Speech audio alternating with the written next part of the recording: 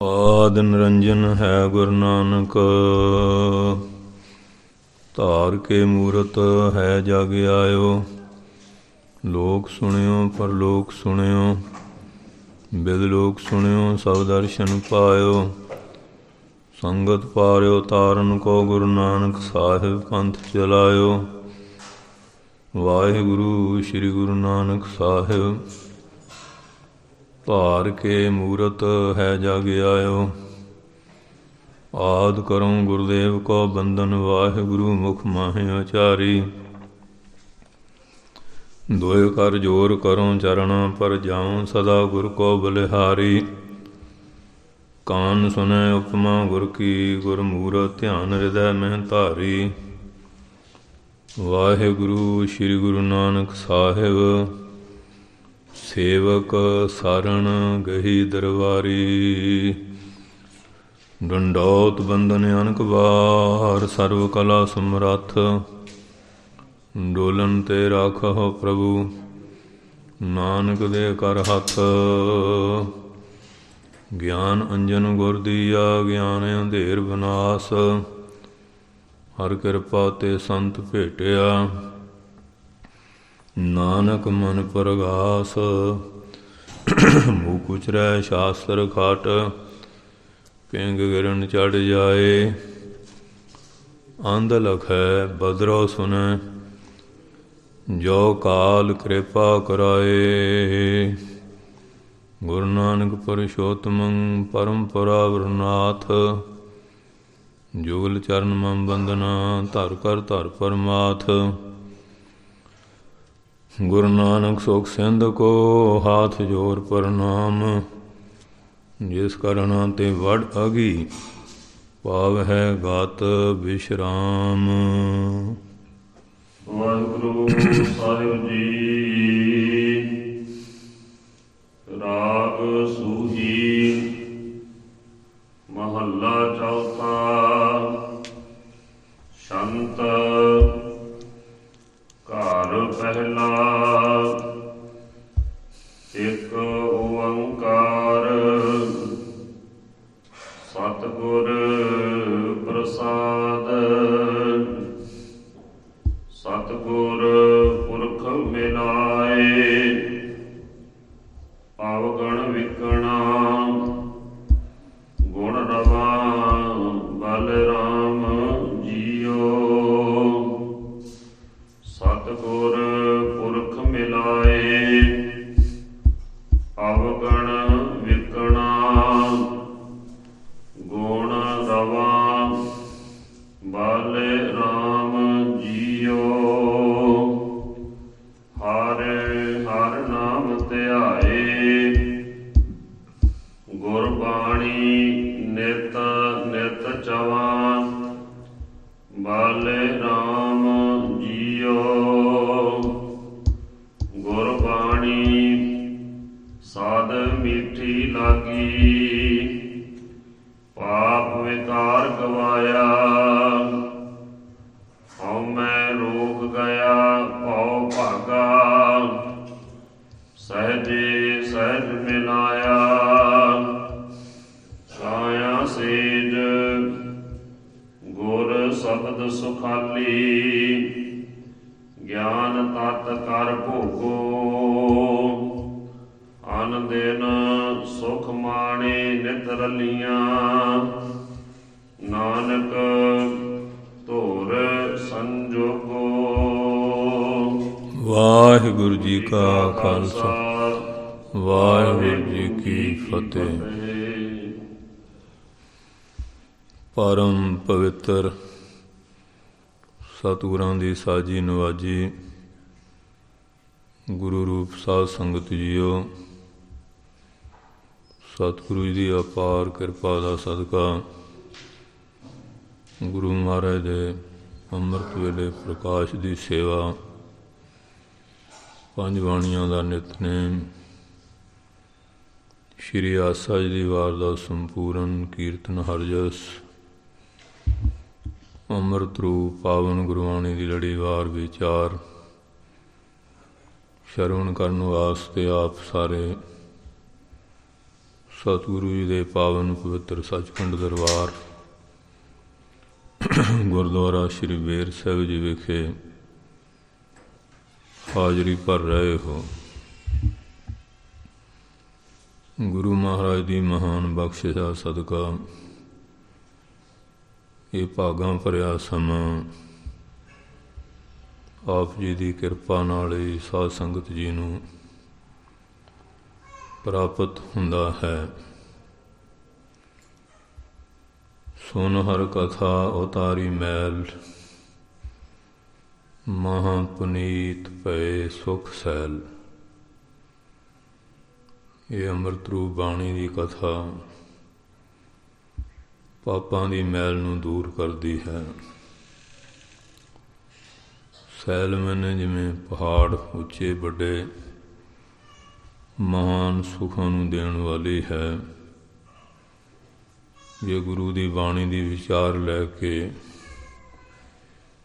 ਉਹਦੇ ਅਨੁਕੂਲ ਆਪਣਾ ਜੀਵਨ ਬਣਾ ਲਿਆ ਜਾਏ।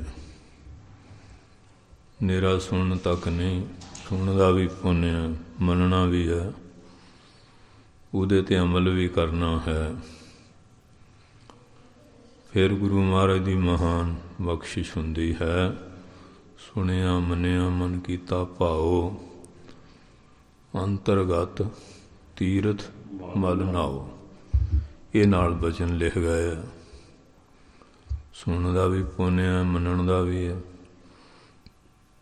ਪੂਰਾ ਲਾਭ ਉਦੋਂ ਹੁੰਦਾ ਹੈ ਜਦੋਂ ਗੁਰਬਾਣੀ ਦੇ ਅਨੁਕੂਲ ਜੀਵਨ ਬਣਾ ਲਿਆ ਜਾਏ। ਸੋ ਆਓ ਪਿਆਰ ਦੇ ਨਾਲ ਅੰਮ੍ਰਿਤ ਰੂਪ ਪਾਵਨ ਗੁਰਬਾਣੀ ਦੇ ਵਿਚਾਰ ਸਰਵਣ ਕਰੀਏ। ਮਨ ਬਿਰਤੀ ਦੀ ਇਕਾਗਰਤਾ ਵਾਸਤੇ, ਰਸਨਾ ਦੀ ਪਵਿੱਤਰਤਾ ਲਈ ਗੱਜ ਵੱਜ ਕੇ ਬੋਲੋ ਸਤਿਨਾਮ ਸ਼੍ਰੀ ਵਾਹਿਗੁਰੂ ਜੀ। ਵਾਹਿਗੁਰੂ ਸਾਹਿਬ ਜੀ। ਰਾਗ ਸੂਹੀ ਮਹੱਲਾ ਚੌਥਾ। ਰਾਗ ਸੂਹੀ 'ਚ ਚੌਥੇ ਸਤਿਗੁਰੂ ਸ੍ਰੀ ਗੁਰੂ ਰਾਮਦਾਸ ਜੀ ਮਹਾਰਾਜ, ਉਹਨਾਂ ਦੀ ਪਾਵਨ ਬਾਣੀ 'ਚੋਂ ਵਿਚਾਰ ਕਰਦੇ ਹਾਂ। ਸੰਤ ਘਰ ਪਹਿਲਾ। ਸ਼ਾਂਤਾਂ ਦੇ ਵਿੱਚ ਬਾਣੀ ਹੈ। ਪਹਿਲੇ ਘਰ ਇੱਕ ਤਾਲ ਵਿੱਚ ਕਿਰਪਾਲਤਾ ਕਰਦੇ ਹਨ। ਇੱਕ ਓੰਕਾਰ ਸਤਿਗੁਰ ਪ੍ਰਸਾਦ। ਵਾਹਿਗੁਰੂ ਜੀ ਇੱਕ ਹਨ, ਸਤਿਗੁਰਾਂ ਦੀ ਪ੍ਰਸਾਦ ਕਿਰਪਾ ਦੁਆਰਾ ਪ੍ਰਾਪਤੀ ਹੁੰਦੀ ਹੈ। ਸਤਿਗੁਰ ਪੁਰਖ ਮਿਲਾਏ। ਉਹ ਕਰਤਾ ਪੁਰਖ ਕਿਰਪਾ ਕਰੇ। ਸਤਿਗੁਰੂ ਪੁਰਖ ਜੋ ਪਾਪਾਂ ਤੋਂ ਰੱਖਿਆ ਕਰਨ ਵਾਲੇ, ਉਹਨਾਂ ਦਾ ਮਿਲਾਪ ਬਖਸ਼ਿਸ਼ ਕਰਦੇ ਹਨ। ਅਵਗਣ ਵਿਕਣਾ। ਜਿਹੜੇ ਔਗਣ ਉਹ ਫਿਰ ਵਿਕ ਜਾਂਦੇ ਆ, ਭਾਵ ਦੂਰ ਹੋ ਜਾਂਦੇ ਹਨ। ਗੁਰ ਲਾਗਾ ਤੋ ਜਾਣੀਏ ਜੋ ਮਿਟੈ ਮੋਹ ਤਨ ਤਾਪ। ਗੁਰੂ ਦੀ ਸੰਗਤ ਦਾ ਫਲ ਇਹ ਹੀ ਹੈ ਕਿ ਜਦੋਂ ਉਹਨਾਂ ਦੇ ਬਚਨਾਂ 'ਤੇ ਭਰੋਸਾ ਧਾਰ ਕੇ ਕਮਾਈ ਕਰਾਂਗੇ, ਔਗਣ ਵਿਕ ਜਾਂਦੇ ਆ, ਭਾਵ ਔਗਣ ਖਤਮ ਹੋ ਜਾਂਦੇ ਹਨ। ਗੁਣ ਰਵਾ। ਅਤੇ ਸ਼ੁਭ ਗੁਣਾਂ ਦਾ ਉਚਾਰਨ ਕਰਦੇ ਰਹੀਏ। ਬਲ ਰਾਮ ਜੀਓ। ਅਸੀਂ ਰਮੇ ਹੋਏ ਰਾਮ ਪਰਮੇਸ਼ਰ ਤੋਂ ਬਾਹਰ ਬਲਿਹਾਰ ਜਾਂਦੇ ਹਾਂ। ਹਰ ਹਰ ਨਾਮ ਧਿਆਏ। ਜਦੋਂ ਉਸ ਗੁਣੀ ਦੇ ਗੁਣਾਂ ਨੂੰ ਉਚਾਰਦੇ ਹਾਂ, ਚੇਤੇ ਕਰਦੇ ਹਾਂ, ਹਰੀ ਹਰ ਪਰਮੇਸ਼ਰ ਦੇ ਨਾਮ ਨੂੰ ਧਿਆਉਣੇ ਵਾਲੀ ਬਿਰਤੀ ਬਣ ਜਾਂਦੀ ਹੈ। ਗੁਰਬਾਣੀ ਨਿਤ ਨਿਤ ਚਵਾ। ਗੁਰਬਾਣੀ ਦਾ ਨਿਤ ਨਿਤ ਹਮੇਸ਼ਾ ਹਮੇਸ਼ਾ ਚਵਾ ਮੈਨੇ ਉਚਾਰਨ ਕਰਦੇ ਰਹੀਏ। ਬਲ ਰਾਮ ਜੀਓ। ਅਸੀਂ ਰਮਨਸ਼ੀਲ ਜੋ ਪਰਮੇਸ਼ਰ ਹੈ ਉਸ ਤੋਂ ਬਲਿਹਾਰ ਬਲਿਹਾਰ ਜਾਂਦੇ ਹਾਂ। ਗੁਰਬਾਣੀ ਸਦ ਮੀਠੀ ਲਾਗੀ। ਹਾਂ ਫਿਰ ਜਦੋਂ ਰਸ ਆ ਜਾਂਦਾ ਹੈ ਗੁਰਬਾਣੀ ਫਿਰ ਸਦਾ ਵਾਸਤੇ ਬੜੀ ਮਿੱਠੀ ਪਿਆਰੀ ਲੱਗਦੀ ਹੈ। ਪਾਪ ਵਿਕਾਰ ਗਵਾਇਆ। ਇਸ ਬਾਣੀ ਦਾ ਮਹਾਤਮ ਕੀ ਹੈ? ਜਿੰਨੇ ਵੀ ਪਾਪ ਹਨ ਉਹ ਸਾਰੇ ਗਵਾਇਆ, ਦੂਰ ਹੋ ਜਾਂਦੇ, ਗਵਾਚ ਜਾਂਦੇ, ਖਤਮ ਹੋ ਜਾਂਦੇ ਹਨ। ਹਉਮੈ ਰੋਗ ਗਿਆ ਭਉ ਭਾਗਾ। ਅਤੇ ਹਉਮੈ ਦਾ ਜਿਹੜਾ ਰੋਗ ਸੀ ਇਹ ਵੀ ਚਲੇ ਗਿਆ। ਮਨ ਵਿੱਚ ਜਿਹੜਾ ਜੰਮਣ ਮਰਨ ਦਾ, ਜਮਾਂ ਦਾ ਭਉ ਸੀ ਇਹ ਵੀ ਭਾਗ ਗਿਆ, ਦੂਰ ਹੋ ਗਿਆ, ਨਿਵਰਤੀ ਹੋ ਗਈ। ਕਿਉਂਕਿ ਜਦੋਂ ਆਤਮਾ ਗਿਆਨ ਹੋ ਗਿਆ, ਬ੍ਰਹਮ ਦ੍ਰਿਸ਼ਟੀ ਹੋ ਗਈ, ਦਵੈਸ਼ ਵਿੱਚ ਹੀ ਪੈ ਹਨ। ਜਦੋਂ ਦਵੈਸ਼ ਹੀ ਨਹੀਂ, ਸਾਰਿਆਂ 'ਚ ਇੱਕ ਚੇਤਨ ਸੱਤਾ ਨੂੰ ਦੇਖ ਲਿਆ, ਫਿਰ ਭੈ ਕੀ ਤੋਂ ਹੋਣਾ ਹੈ? ਉਹ ਸਾਰਾ ਭੈ ਜਿਹੜਾ ਸੀ ਨਿਵਰਤ ਹੋ ਗਿਆ ਹੈ। ਸਹਿਜ ਸਹਿਜ ਮਿਲਾਇਆ। ਸਹਿਜੇ ਗਿਆਨ ਦੁਆਰਾ ਸਹਿਜ ਸਰੂਪ ਜੋ ਪਰਮੇਸ਼ਰ ਸੀ, ਸਤਿਗੁਰੂ ਨੇ ਕਿਰਪਾ ਕਰਕੇ ਉਸ ਨੂੰ ਨਿਰੰਕਾਰ ਮਿਲਾ ਦਿੱਤਾ, ਭੇਦ ਅਵਸਥਾ ਦੇ ਦਿੱਤੀ ਹੈ। ਕਾਇਆ ਸੇਜ ਗੁਰ ਸ਼ਬਦ ਸੁਖਾਲੀ। ਇਹ ਕਾਇਆ ਸਰੀਰ ਦੇ ਅੰਦਰ ਜਿਹੜੀ ਅੰਤਸ਼ਕਰਨ ਰੂਪੀ ਸੇਜਾ ਸੀ, ਗੁਰੂ ਸਾਹਿਬ ਦੀ ਕਿਰਪਾ ਨਾਲ ਸੁਖਾਲੀ, ਸੁੱਖਾਂ ਦਾ ਆਲਾ ਘਰ ਬਣ ਗਈ ਹੈ। ਹੁਣ ਅੰਤਸ਼ਕਰਨ ਵਿੱਚ ਮਨ ਵੀ ਕੋਈ ਸ਼ਰਾਰਤ ਨਹੀਂ ਕਰਦਾ, ਗਲਤ ਫੁਰਨੇ ਮੁੱਕ ਗਏ ਹਨ, ਚਿੱਤ ਦੀਆਂ ਚਿੰਤਾ ਦੂਰ ਹੋ ਗਈਆਂ ਹਨ। ਅਹੰ ਭਾਵ ਜਿਹੜਾ ਹੰਕਾਰ ਵਿਰਤੀ ਸੀ ਉਹ ਵੀ ਮੁੱਕ ਗਈ, ਸੁੱਕ ਗਈ, ਖਤਮ ਹੋ ਗਈ ਹੈ। ਔਰ ਬੁੱਧੀ ਦੇ ਵਿੱਚ ਜਿਹੜੀਆਂ ਗਲਤ ਧਾਰਨਾਵਾਂ ਸੀਆਂ ਉਹ ਵੀ ਖਤਮ ਹੋ ਗਈਆਂ।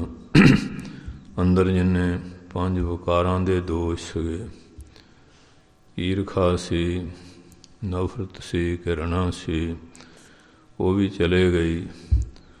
ਅੰਦਰ ਸਤ ਸੰਤੋਖ, ਦੈਵੀ ਜਿਹੜੇ ਸ਼ੁਭ ਗੁਣ ਸੀ ਪੈਦਾ ਹੋ ਗਏ, ਜਿਹਦੇ ਕਾਰਨ ਅੰਤਸ਼ਕਰਨ ਰੂਪੀ ਜਿਹੜੀ ਸੇਜਾ ਸੀ ਉਹ ਸੁਖਾਲੀ, ਸੁੱਖਾਂ ਦਾ ਆਲਾ ਘਰ, ਸੁਖਦਾਈ ਬਣ ਗਈ ਹੈ। ਗਿਆਨ ਤਤ ਕਰ ਭੋਗੋ। ਹੁਣ ਗਿਆਨ ਦੁਆਰਾ ਤਤ ਸਰੂਪੀ ਜੋ ਆਤਮਾ ਨਿਰੰਕਾਰ ਪਰਮੇਸ਼ਰ, ਉਹਦੇ ਮਿਲਾਪ ਦਾ ਜਿਹੜਾ ਸੁੱਖ ਹੈ ਉਹ ਪ੍ਰੇਮੀ ਜਨ ਭੋਗਦੇ ਹਨ, ਮਾਣਦੇ ਹਨ। ਅਨ ਦਿਨ ਸੁਖ ਮਾਣੇ ਨਿਤ ਰਲੀਆਂ। ਆਨ ਦਿਨ, ਦਿਨ ਰਾਤ ਆਤਮਿਕ ਸੁੱਖ ਵੀ ਅਤੇ ਉਹਦੇ ਮਿਲਾਪ ਦੀਆਂ ਰਲੀਆਂ ਜਿਹੜੀਆਂ ਖੁਸ਼ੀਆਂ, ਉਸ ਨੂੰ ਵੀ ਜੀਵ ਆਤਮਾ ਮਾਣਦੀ ਹੈ। ਭਾਵ ਆਨੰਦਮਈ ਅਵਸਥਾ ਜਿਹੜੀ ਉਹ ਪ੍ਰਾਪਤ ਹੋ ਗਈ ਹੈ। ਨਾਨਕ ਧੁਰ ਸੰਜੋਗੋ। ਪਾਤਸ਼ਾਹ ਕਹਿੰਦੇ ਆ ਵੀ ਹਰ ਕਾਨੂੰਨੀ ਜਿਨ੍ਹਾਂ ਦਾ ਧੁਰੋਂ ਦਰਗਾਹੋਂ ਐਸਾ ਸੰਜੋਗੀ ਮਿਲਾਪ ਵਾਲਾ ਕਰਮ ਲਿਖਿਆ ਹੈ, ਉਹਨਾਂ ਨੂੰ ਐਸੀ ਜੋ ਅਵਸਥਾ ਹੈ ਇਹ ਸਤਸੰਗੀਓ ਪ੍ਰਾਪਤ ਹੁੰਦੀ ਹੈ। ਸਤ ਸੰਤੋਖ ਕਰ ਭਾਓ। ਸਤ ਆ ਗਿਆ, ਸੰਤੋਖ ਆ ਗਿਆ, ਇਹਨਾਂ ਸ਼ੁਭ ਗੁਣਾਂ ਦੇ ਨਾਲ ਭਾਵ ਪਿਆਰ ਪੈਦਾ ਹੋ ਗਿਆ ਹੈ। ਕੁੜਮ ਕੁੜਮਾਈ ਆਇਆ। ਕੁੜਮ ਸਤਿਗੁਰੂ ਰੂਪੀ ਵਿਚੋਲਾ ਬਣ ਕੇ ਤੇ ਇਹਦੇ ਕੁੜਮਾਈ ਮਿਲਾਪ ਦੇ ਸਗਨ ਜੋ ਹਨ ਇਹਦੇ ਵਾਸਤੇ ਆਇਆ ਹੈ। ਬਲ ਰਾਮ ਜੀਓ। ਜੀਵਾਤਮਾ ਦੇ ਮਿਲਾਪ ਦਾ ਸਾਧਨ ਬਣਾਇਆ ਸਤਿਗੁਰੂ ਨੇ, ਇਸ ਕਰਕੇ ਅਸੀਂ ਉਸ ਤੋਂ ਬਾਹਰ ਬਲਿਹਾਰ ਜਾਂਦੇ ਹਾਂ। ਸੰਤ ਜਨਾ ਕਰ ਮੇਲ। ਹਾਂ, ਸੰਤ ਜਨਾਂ ਨਾਲ ਜਦੋਂ ਮੇਲ ਮਿਲਾਪ ਹੋਇਆ, ਜਿਹਨੇ ਆਪਣੇ ਮਨ ਨੂੰ ਸ਼ਾਂਤ ਵਗੈਰਾ ਕਰ ਲਿਆ ਹੈ। ਗੁਰਬਾਣੀ ਗਾਵਾਈਆ। ਉਹਨਾਂ ਨੇ ਗੁਰਬਾਣੀ ਜਿਹੜੀ ਸੀ ਇਹ ਗਾਉਣ ਦਾ, ਬਾਣੀ ਪੜ੍ਹਨ ਦਾ, ਨਾਮ ਅਭਿਆਸ ਦਾ ਉਪਦੇਸ਼ ਦਿੱਤਾ ਹੈ। ਬਾਲੇ ਰਾਮ ਜੀਓ। ਇਸ ਵਾਸਤੇ ਅਸੀਂ ਰਮੇ ਹੋਏ ਰਾਮ ਤੋਂ ਬਲਿਹਾਰ ਜਾਂਦੇ ਹਾਂ, ਕਿਉਂਕਿ ਇਹ ਸੁਭਾਵ ਇਨਸਾਨ ਦੇ ਵੱਖਰੇ ਵੱਖਰੇ ਹੈ। ਕੋਈ ਲੱਚਰ ਗੀਤ ਗਾ ਰਿਹਾ ਆਸ਼ਕੀ ਮਸ਼ੂਕੀ ਦੇ, ਪਰ ਜਦੋਂ ਉਹਨਾਂ ਮਹਾਂਪੁਰਖਾਂ ਦੀ ਸੰਗਤ ਹੋ ਗਈ, ਉਹਨੇ ਰਮੇ ਹੋਏ ਰਾਮ ਦੀ ਜਿਹੜੀ ਗੁਰਬਾਣੀ ਸੀ ਇਹਦਾ ਰਸ ਪਾਤਾ। ਇਸ ਵਾਸਤੇ ਅਸੀਂ ਉਹ ਤੋਂ ਬਲਿਹਾਰ ਜਾਂਦੇ ਹਾਂ ਕਿ ਸਾਡੀ ਜਿਹੜੀ ਬਿਰਤੀ ਸੀ ਇਹਦਾ ਪ੍ਰਵਾਹ ਜਿਹੜਾ ਗਲਤ ਪਾਸੇ ਸੀ, ਇਹਨੂੰ ਮੋੜ ਕੇ ਮਨਮੁਖਤਾ ਛਡਾ ਕੇ ਗੁਰਮਤਿ ਵੱਲ ਬਣਾ ਦਿੱਤਾ ਹੈ। ਬਾਣੀ ਗੁਰ ਗਾਈ। ਸਤਿਗੁਰਾਂ ਨੇ ਇਸ ਬਾਣੀ ਨੂੰ ਗਾਇਆ, ਬਾਣੀ ਦਾ ਉਪਦੇਸ਼ ਬਖਸ਼ਿਸ਼ ਕੀਤਾ ਹੈ। ਪਰਮ ਗਤ ਪਾਈ। ਜਿਨ੍ਹਾਂ ਨੇ ਬਾਣੀ ਗਾਈ, ਬਾਣੀ ਦੁਆਰਾ ਬਾਣੀ ਦੇ ਕਰਤੇ ਨੂੰ ਪਾ ਲਿਆ, ਉਹਨਾਂ ਨੂੰ ਪਰਮ ਜਿਹੜੀ ਮਹਾਨ ਗਤੀ ਮੋਕਸ਼ ਕਲਿਆਣ ਸੀ ਉਹ ਪ੍ਰਾਪਤ ਹੋ ਗਈ ਹੈ। ਪੰਚ ਮਿਲੇ ਸੋਹਾਇਆ। ਪੰਜ ਸ੍ਰੇਸ਼ਟ ਪੁਰਸ਼ ਜਿਹੜੇ ਮਿਲੇ ਮਹਾਤਮਾ ਜਨ, ਉਹਨਾਂ ਦੀ ਸੰਗਤ 'ਚ ਬੈਠ ਕੇ ਕਸੰਗੀਆਂ ਦੀ ਸੰਗਤ ਹੁਣ ਛੱਡ ਦਿੱਤੀ, ਸਤਸੰਗੀਆਂ ਦੀ ਸੰਗਤ 'ਚ ਆ ਗਿਆ। ਇਹਦਾ ਜਿਹੜਾ ਜੀਵਨ ਸੀ ਸੁਹਾਇਆ, ਸੋਭਨੀਕ ਹੋ ਗਿਆ ਹੈ। ਗਿਆ ਕ੍ਰੋਧ ਮਮਤਾ ਤਾਨ ਨਾਠੀ। ਅੱਗੇ ਅੰਦਰ ਬੜੀ ਤਾਮਸ਼ੀ ਬਿਰਤੀ ਸੀ ਨਾ, ਤਮੋ ਗੁਣ ਸੀ। ਮਾੜੀ ਮਾੜੀ ਗੱਲ ਦੇ ਉੱਤੇ ਚਿੜ ਜਾਂਦਾ ਸੀ, ਕ੍ਰੋਧ ਕਰਦਾ ਸੀ। ਉਹ ਜਿਹੜਾ ਕ੍ਰੋਧ ਵਾਲਾ ਸੁਭਾਵ ਸੀ ਚਲੇ ਗਿਆ, ਅਤੇ ਮਨ ਦੇ ਵਿੱਚ ਜਿਹੜੀ ਮਮਤਾ, ਮਾਇਆ ਦੀ ਪਦਾਰਥਾਂ ਦੀ ਲਾਲਸਾ ਲੱਗੀ ਹੋਈ ਸੀ, ਭਟਕਣਾ ਸੀ, ਉਹ ਤ੍ਰਿਸ਼ਨਾ ਵੀ ਖਤਮ ਹੋ ਗਈ ਹੈ। ਪਾਖੰਡ ਭਰਮ ਗਵਾਇਆ। ਇਹ ਮਾਇਆ ਵਾਸਤੇ ਬੜੇ ਪਾਪੜ ਵੇਲਦਾ ਸੀ, ਬੜੇ ਪਖੰਡ ਕਰਦਾ ਸੀ, ਛਲ ਹੇਰਾ ਫੇਰੀ, ਧੋਖੇ, ਠੱਗੀ ਠੋਰੀ ਵਾਲੀ ਕਿਰਿਆ ਕਰਦਾ ਸੀ।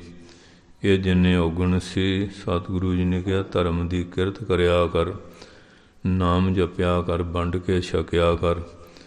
ਇਹ ਸਾਰੇ ਔਗਣ ਜਿਹੜੇ ਸੀ ਉਹ ਮੇਟ ਦਿੱਤੇ, ਗਵਾ ਦਿੱਤੇ ਹਨ। ਹਉਮੈ ਪੀਰ ਗਈ। ਹਉਮੈ ਦੀ ਪੀੜਾ ਸੀ। ਜਦੋਂ ਹਉਮੈ ਹੁੰਦੀ ਆ ਨਾ, ਉਹਦਾ ਮਨ ਪੀੜ ਹੁੰਦਾ, ਇਹ ਪੀੜਾ ਦਰਦ ਹੁੰਦੀ ਹੈ, ਉਹ ਫਿਰ ਦੂਜਿਆਂ ਨੂੰ ਵੀ ਪੀੜਦਾ ਹੈ।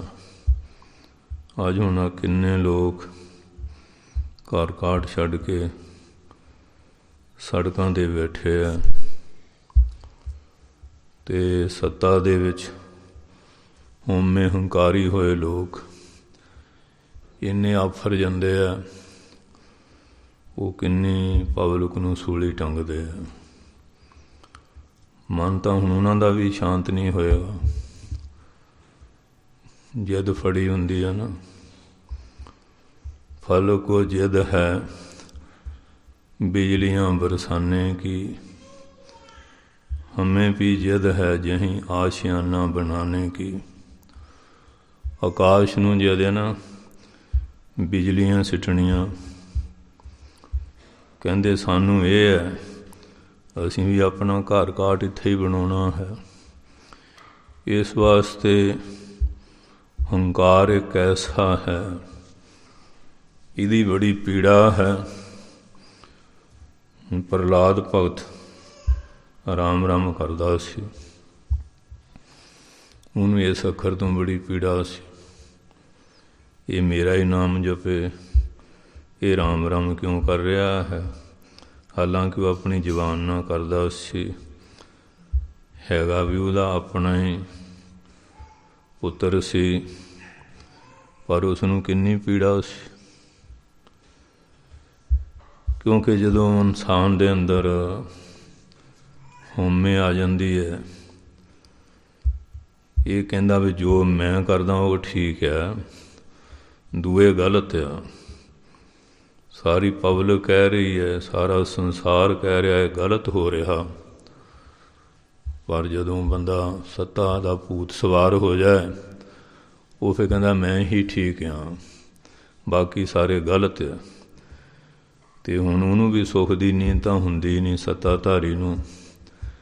ਹੁਣ ਇੰਨੀ ਪਬਲਿਕ ਦੀਆਂ ਜਿਹੜੀਆਂ ਬਦਦੁਆਵਾਂ ਉਹਦੇ ਮਨ ਨੂੰ ਸ਼ਾਂਤ ਥੋੜ੍ਹੀ ਹੋਣ ਦਿੰਦੀਆਂ ਹੋਣਗੀਆਂ। ਇਸ ਕਰਕੇ ਜਿਹੜੀ ਹਉਮੈ ਦੀ ਪੀੜ ਹੈ, ਪਾਤਸ਼ਾਹ ਕਹਿੰਦੇ ਐਸੀ ਹੈ। ਅਤੇ ਜੇ ਤਾਂ ਗੁਰਬਾਣੀ ਦੇ ਕਰਤੇ ਦਾ ਆਸਰਾ ਲੈ ਲੈ, ਫਿਰ ਤਾਂ ਉਹ ਰੋਗ ਨਿਵਰਤ ਕਰ ਦਿੰਦਾ। ਬਿਮਾਰੀ ਦੂਰ ਕਰਨ ਲਈ ਡਾਕਟਰ ਹਕੀਮ ਦਾ ਸਹਾਰਾ, ਵੈਦ ਦਾ ਤਾਂ ਲੈਣਾ ਹੀ ਪੈਂਦਾ। ਪਰ ਜੋ ਆਪਣੇ ਹੰਕਾਰ 'ਚ ਹੀ ਰਹੇ, ਮੈਨੂੰ ਕਿਸੇ ਦੀ ਲੋੜ ਨਹੀਂ, ਉਹਦੀ ਬਿਮਾਰੀ ਉਹਨੂੰ ਦੁੱਖ ਦਿੰਦੀ, ਉਹਦੀ ਮੌਤ ਦਾ ਕਾਰਨ ਬਣਦੀ ਹੈ। ਇਸ ਤਰ੍ਹਾਂ ਜਿਹੜੇ ਸੱਤਾਧਾਰੀ ਲੋਕ ਆ, ਉਹ ਵੀ ਜਦੋਂ ਸਿਆਣੇ ਪੁਰਸ਼ਾਂ ਦੀ ਸੰਗਤ ਛੱਡ ਕੇ ਜਿਹੜੇ ਚਾਪਲੂਸ ਟੁੱਕੜ ਬੋਚ ਬੰਦੇ ਆ, ਉਹਨਾਂ ਦੀਆਂ ਗੱਲਾਂ ਸੁਣਨ ਔਰ ਉਹਨਾਂ ਦੇ ਪ੍ਰਭਾਵ ਥੱਲੇ ਆਪਣੇ ਹੰਕਾਰ ਵਿੱਚ ਤੁਰੇ ਰਹਿਣ, ਫਿਰ ਉਹ ਪੀੜਾ ਹੁੰਦੀ ਹੈ। ਕਿਉਂਕਿ ਉਹ ਸੰਗਤ ਵਾਲੇ ਪਾਸੇ ਆਉਂਦੇ ਨਹੀਂ, ਉਹਨਾਂ ਦੀ ਬਿਰਤੀ ਫਿਰ ਉਸੇ ਪਾਸੇ ਲੱਗੀ ਰਹਿੰਦੀ ਹੈ। ਫਿਰ ਕਰਤਾ ਪੁਰਖ ਕਈ ਵਾਰੀ ਉਹਨਾਂ ਦਾ ਹੰਕਾਰ ਕਿਸੇ ਨਾ ਕਿਸੇ ਢੰਗ ਨਾਲ ਤੋੜਨ ਦੀ ਵਿਧੀ ਬਣਾ ਦਿੰਦੇ ਆ। ਪਾਤਸ਼ਾਹ ਕਹਿੰਦੇ ਜਿਹੜੀ ਹਉਮੈ ਦੀ ਪੀੜਾ ਸੀ, ਹਾਂਜੀ, ਹਉਮੈ ਪੀਰ ਗਈ। ਜਿਹੜੇ ਗੁਰਮੁਖ ਬਣ ਕੇ ਗੁਰੂ ਕੀ ਸ਼ਰਨ ਵਿੱਚ ਆ ਗਏ, ਉਹਨਾਂ ਦੀ ਹੰਗਤਾ ਹੀ ਨਹੀਂ ਰਹਿ ਗਈ। ਜਦ ਹਉਮੈ ਨਹੀਂ ਰਹੀ ਅਤੇ ਪੀੜ ਨੇ ਕਿੱਥੇ ਹੋਣਾ ਸੀ।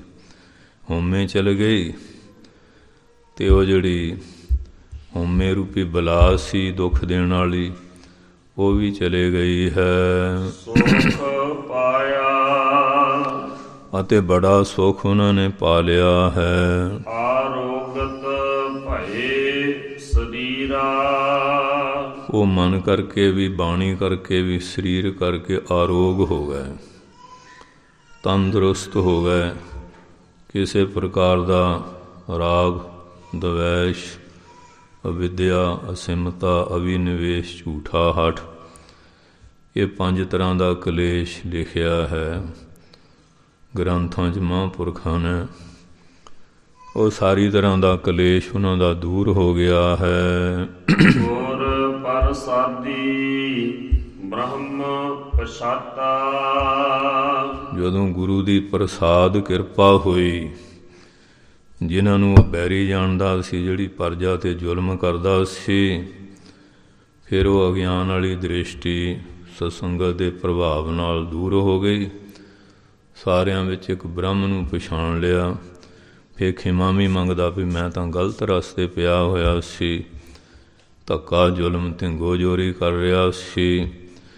ਫਿਰ ਉਸ ਨੇ ਸਾਰਿਆਂ 'ਚ ਬ੍ਰਹਮ ਵਿਆਪਕ ਰੂਪੀ ਆਤਮ ਪਰਮਾਤਮਾ ਨੂੰ ਪਛਾਣ ਲਿਆ ਕਿ ਮੈਂ ਸਾਰੇ ਸੁੱਖ ਚਾਹੁੰਦਾ। ਜਿਹੜੀ ਪਰਜਾ ਦੁਆਰਾ ਤੈਨੂੰ ਸੁੱਖ ਮਿਲਿਆ, ਜੇ ਰਾਜਗੱਦੀ ਮਿਲੀ ਪਰਜਾ ਦੁਆਰਾ, ਮਾਇਆ ਵਿਭੂਤੀ ਮਿਲੀ, ਉਹ ਪਰਜਾ ਦੇ ਧਨ ਵਿੱਚੋਂ ਹੀ ਮਿਲੀ। ਅਤੇ ਫਿਰ ਸਾਧ ਸੰਗਤ ਜੀ ਸੋਝੀ ਆਉਂਦੀ ਹੈ। ਜਦੋਂ ਫਿਰ ਮੇਰੀ ਆਤਮਾ ਸਾਰੇ ਸੁੱਖ ਚਾਹੁੰਦੀ ਹੈ, ਅਤੇ ਪਰਜਾ ਨੂੰ ਦੁੱਖ ਦੇ ਕੇ ਸੁੱਖ ਕਿੱਥੋਂ ਪਾਏਗਾ। ਜਦੋਂ ਦੂਏ ਨੂੰ ਸੁਖੀ ਕਰੇਗਾ ਤੈਨੂੰ ਸੁੱਖ ਮਿਲੇਗਾ, ਦੂਸਰੇ ਨੂੰ ਦੁਖੀ ਕਰੇਗਾ ਉਹਦਾ ਪਰਿਣਾਮ ਦੁੱਖ ਹੀ ਹੋਏਗਾ। ਇਸ ਵਾਸਤੇ ਜਦੋਂ ਸਾਰਿਆਂ 'ਚ ਆਤਮਾ ਪਰਮਾਤਮਾ ਨੂੰ ਦੇਖ ਲਿਆ, ਸੁੱਖ ਪਾਇਆ, ਫਿਰ ਉਸਨੇ ਐਸੇ ਸੁੱਖ ਨੂੰ ਪਾ ਲਿਆ ਹੈ। ਆਰੋਗਤ ਭਏ ਸਰੀਰਾ। ਫਿਰ ਸਰੀਰ ਕਰਕੇ ਵੀ, ਮਨ ਕਰਕੇ ਵੀ, ਬਾਣੀ ਕਰਕੇ ਵੀ ਆਰੋਗ ਹੋ ਗਿਆ। ਹੁਣ ਤਾਂ ਸੜਦਾ ਭੁੱਜਦਾ ਹੋਏਗਾ ਨਾ, ਲੋਕ ਮੇਰਾ ਕਹਿਣਾ ਨਹੀਂ ਮੰਨਦੇ, ਜੋ ਮੈਂ ਕਰ ਦਿੱਤਾ ਇਹ ਠੀਕ ਹੈ। ਜੋ ਤੂੰ ਕਹਿੰਦਾ ਇਹ ਸਾਰਾ ਕੁਝ ਠੀਕ ਨਹੀਂ। ਸਾਰੀ ਦੁਨੀਆ ਗਲਤ ਕਹਿੰਦੀ ਹੈ, ਸਾਰੇ ਪਾਗਲ ਥੋੜ੍ਹੀ ਹੈ। ਪਰ ਉਹ ਜੋ ਹੰਕਾਰ ਦਾ ਭੂਤ ਚੜ੍ਹਿਆ ਹੋਵੇ ਉਹ ਸਮਝਦਾ ਵੀ ਮੈਂ ਜੋ ਕੀਤਾ ਠੀਕ ਹੈ, ਜੇ ਮੈਂ ਹੁਣ ਇਹਨੂੰ ਬਦਲਿਆ ਮੇਰੀ ਇੱਜ਼ਤ ਨਹੀਂ ਰਹਿਣੀ। ਅਤੇ ਸਾਰੇ ਸੰਸਾਰ 'ਤੇ ਪੁਤਲੇ ਫੂਕ ਹੁੰਦੇ ਹੋਣ, ਸਾਰੀ ਦੁਨੀਆ ਮੁਜ਼ਾਹਰਾ ਕਰਦੀ ਹੋਵੇ, ਹਾਲੇ ਕਿਹੜੀ ਇੱਜ਼ਤ ਲੈ ਕੇ ਬੈਠਾ ਹਾਂ? ਇੱਜ਼ਤ ਤਾਂ ਸਾਰੀ ਤਾਂ ਛੱਜ 'ਚ ਪਾ ਕੇ ਛੱਟ ਲਈ ਹੈ, ਕਿਹੜੀ ਇੱਜ਼ਤ ਬਚਾਉਣ ਲੱਗਿਆ ਹੋਇਆ? ਪਰ ਇਨਸਾਨ ਹੰਕਾਰ ਵਿੱਚ ਕਿਹੜੇ ਕਿਹੜੇ ਪਾਪ ਨਹੀਂ ਕਰਦਾ। ਪਰ ਜੇ ਕਿਸੇ ਮਹਾਂਪੁਰਖ ਤੋਂ ਮੱਤ ਲੈ ਕੇ ਤੁਰ ਪਏ, ਇਹ ਹਉਮੈ ਹੰਕਾਰ ਹਿੰਡ ਵਾਲੀ ਬਿਰਤੀ, ਝੂਠਾ ਜਿਹੜਾ ਹੱਠ ਛੱਡ ਕੇ ਈਨ ਮੰਨ ਲੈ, ਅਤੇ ਸੰਗਤ ਜਿਹੜੀ ਪਰਮਾਤਮਾ ਦਾ ਰੂਪ ਹੁੰਦੀ ਹੈ ਇਹਦਾ ਕਹਿਣਾ ਮੰਨ ਲੈ। ਫਿਰ ਪਾਤਸ਼ਾਹ ਕਹਿੰਦੇ ਆਰੋਗਤ ਭਏ ਸਰੀਰਾ। ਫਿਰ ਮਨ ਕਰਕੇ ਵੀ, ਬਾਣੀ ਕਰਕੇ ਵੀ, ਸਰੀਰ ਕਰਕੇ ਵੀ ਆਰੋਗ ਹੋ ਜਾਂਦਾ ਹੈ। ਗੁਰ ਪ੍ਰਸਾਦੀ ਬ੍ਰਹਮ ਪਛਾਤਾ। ਗੁਰੂ ਦੀ ਪ੍ਰਸਾਦ ਕਿਰਪਾ ਮਿਲ ਜਾਏ ਫਿਰ ਸਾਰਿਆਂ ਵਿੱਚ ਇਹ ਪਛਾਣ ਮਿਲਦੀ ਹੈ ਕਿ ਰੱਬ ਹੈ। ਪਹਿਲਾਂ ਤਾਂ ਉਹਨਾਂ ਦੇ ਬਚਨਾਂ ਦੁਆਰਾ ਜਾਣਕਾਰੀ ਮਿਲਦੀ ਹੈ ਨਾ। ਜਦੋਂ ਬਚਨਾਂ ਦੀ ਕਮਾਈ ਕਰੇਗਾ, ਹਿਰਦਾ ਉਜਲ ਪਵਿੱਤਰ ਹੋਏਗਾ, ਫਿਰ ਸਾਰਿਆਂ 'ਚ ਹੀ ਉਸ ਨੂੰ ਪਛਾਣ ਲਏਗਾ। ਜਦੋਂ ਸਾਰਿਆਂ 'ਚ ਉਹਨੂੰ ਦੇਖੇਗਾ ਫਿਰ ਬੁਰਾ ਕਰੇਗਾ ਕਿਹਦਾ?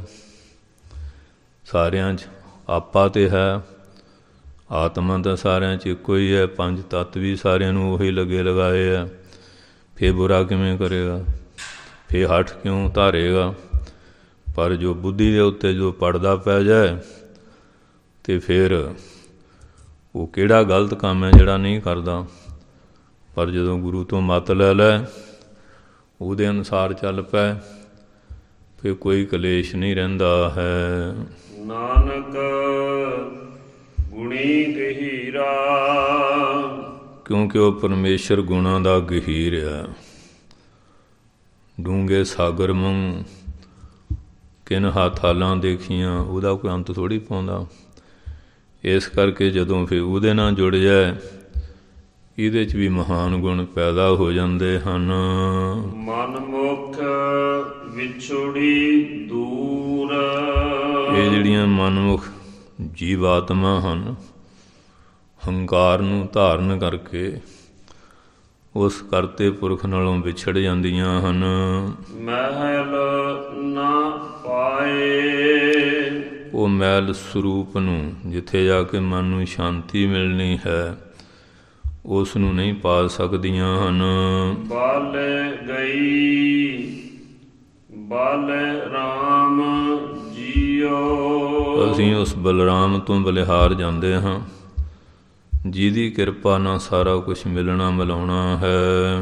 ਅੰਤਰ ਮਮਤਾ ਕੂੜ ਕੂੜ ਵਿਹਾਜੇ। ਜਿਨ੍ਹਾਂ ਦੇ ਅੰਦਰ ਮਮਤਾ ਲੱਗੀ ਹੈ ਕਿ ਮੈਂ ਤਾਂ ਬਈ ਇੱਥੇ ਦਾ ਰਾਜਾ ਹਾਂ, ਇਹ ਮਮਤਾ ਲੱਗੀ ਹੈ। ਮੈਂ ਜੋ ਹੁਕਮ ਕੀਤਾ ਇਹ ਮੰਨੂ।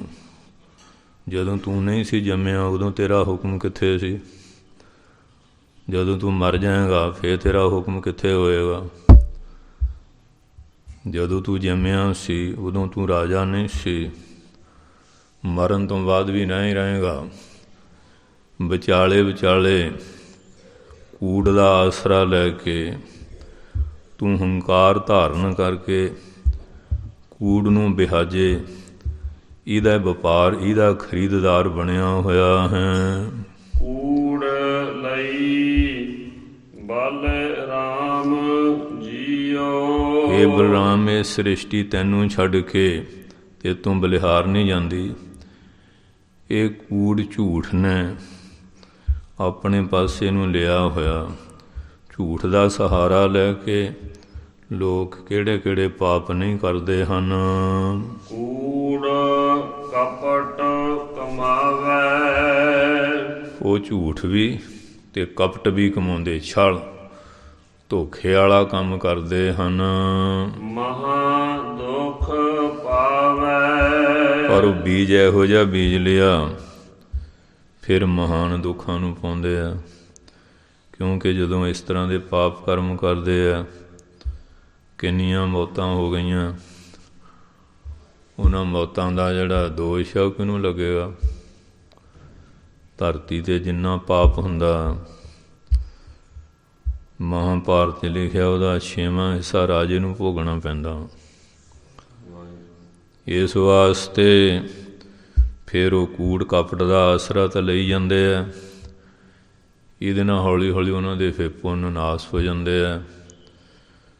ਫਿਰ ਫੇੜੇ ਕਾ ਦੁੱਖ ਸਹਿ ਜੀਓ, ਕੀਤੇ ਹੋਏ ਕਰਮਾਂ ਦਾ ਫਿਰ ਦੁੱਖ ਅਵਸ਼ਮੇਵ ਭੋਗਣਾ ਹੀ ਪੈਂਦਾ ਹੈ। ਕੂੜ ਕਪਟ ਕਮਾਵੈ।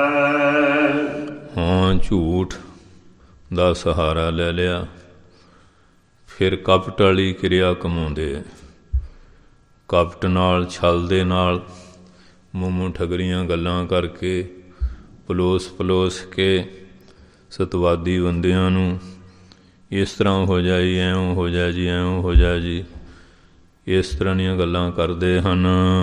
ਮਹਾ ਦੁਖ ਪਾਵੈ। ਫਿਰ ਮਹਾਨ ਦੁੱਖ ਨੂੰ ਜਿਹੜਾ ਬੀਜ ਬੀਜਿਆ ਉਹਦੇ ਮੁਤਾਬਕ ਪਾਉਣਾ ਕਰਦੇ ਹਨ।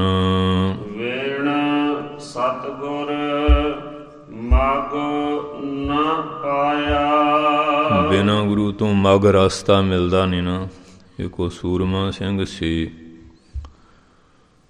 ਉੱਥੋਂ ਰਾਜੇ ਦੀ ਸਵਾਰੀ ਲੰਘੀ, ਪੁੱਛਿਆ ਇੱਧਰ 'ਚ ਕੌਣ ਲੰਘੇ ਆ? ਕਹਿੰਦਾ ਰਾਜਾ ਸਾਹਿਬ ਗਏ ਆ। ਦੂਆ ਆਇਆ, ਕੋਈ ਲੰਘਿਆ ਤਾਂ ਨਹੀਂ? ਕਹਿੰਦੇ ਵਜ਼ੀਰ ਸਾਹਿਬ ਗਏ ਆ। ਇੱਧਰੋਂ ਤਾਂ ਨਹੀਂ ਕੋਈ ਲੰਘਿਆ? ਕਹਿੰਦੇ ਥਾਣੇਦਾਰ ਸਾਹਿਬ ਗਏ ਆ। ਉਹ ਕਹਿੰਦੇ ਕਮਾਲ ਦੀ ਗੱਲ ਆ ਵੀ ਅੱਖਾਂ ਤੋਂ ਮਣਾਖਾ। ਉਹ ਰਾਜੇ ਨੂੰ ਦੱਸਿਆ ਇੱਕ ਸੂਰਮਾ ਸਿੰਘ ਹੈ, ਨੇਤਰਾਂ ਦੀ ਜੋਤ ਨਹੀਂ। ਉਹਨਾਂ ਨੂੰ ਪੁੱਛਿਆ ਵੀ ਇੱਧਰੋਂ ਕੋਈ ਲੰਘ ਕੇ ਤਾਂ ਨਹੀਂ ਗਿਆ? ਕਹਿੰਦੇ ਰਾਜਾ ਸਾਹਿਬ ਗਏ, ਵਜ਼ੀਰ ਸਾਹਿਬ ਗਏ, ਥਾਣੇਦਾਰ ਸਾਹਿਬ ਗਏ ਆ। ਕਮਾਲ ਦੀ ਗੱਲ ਹੈ, ਬੜਾ ਬੁੱਧੀਵਾਨ ਹੈ, ਬੜਾ ਸੂਝਵਾਨ ਆ। ਉਹਨੂੰ ਬੁਲਾ ਕੇ ਪੁੱਛਿਆ ਜਾਏ। ਉਹਨੂੰ ਬੁਲਾ ਲਿਆ। ਸੂਰਮਾ ਸਿੰਘ ਜੀ, ਆਪ ਜੀ ਨੂੰ ਕਿਵੇਂ ਪਤਾ ਲੱਗਿਆ ਕਿ ਰਾਜਾ ਸਾਹਿਬ ਗਏ ਆ, ਵਜ਼ੀਰ ਸਾਹਿਬ ਗਏ ਆ, ਥਾਣੇਦਾਰ ਜੀ ਗਏ, ਕੋਤਵਾਲ ਗਏ ਆ? ਉਹ ਕਹਿਣ ਲੱਗੇ ਜਿਹੜੇ ਵੱਡੇ ਲੋਕ ਹੁੰਦੇ ਆ ਉਹਨਾਂ ਦੀ ਸ਼ਾਨੋ ਸ਼ੌਕਤ ਉਹਨਾਂ ਦੀ ਇਸ ਤਰ੍ਹਾਂ ਦੀ ਹੁੰਦੀ ਹੈ।